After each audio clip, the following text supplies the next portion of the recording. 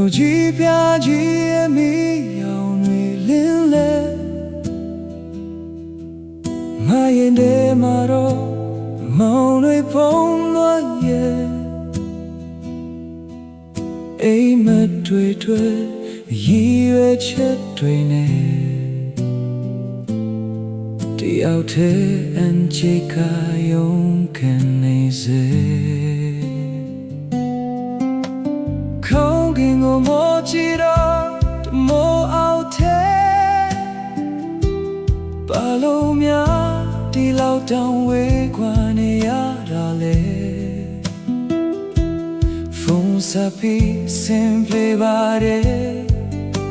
လို့ပြောလိုက်ပေမဲ့တကယ်ရဲ့ဘယ်မှာတော့မျက်ရည်တွေနဲ့ပေါ်ယွန်းတဲ့ကနေ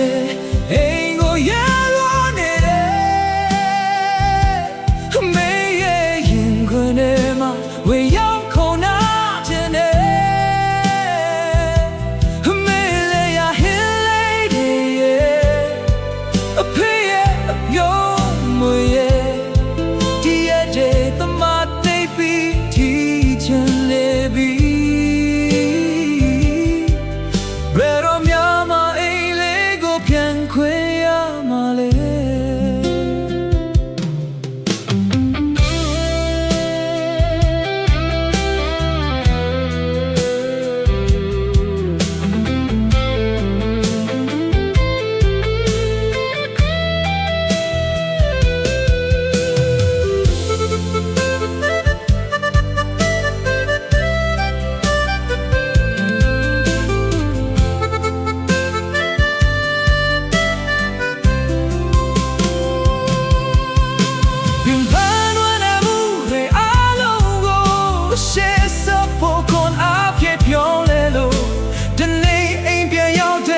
ဖေးနဲ့မေကို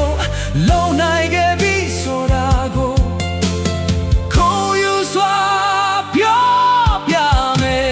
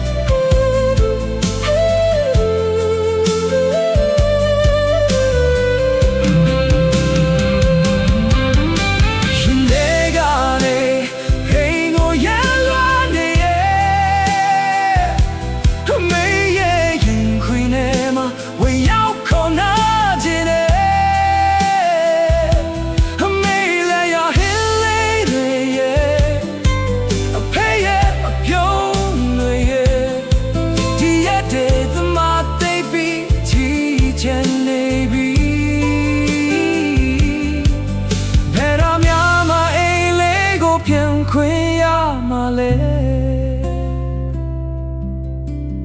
ကောင်းကင်ထက်ကဗမင်းကြီးရဲ့အင်္ဂါချီရတဲ့သူတွေကိုဒီမှာရန်လွှမ်းတဲ့အကြောင်းမကိုစားပြောပြပေးပါ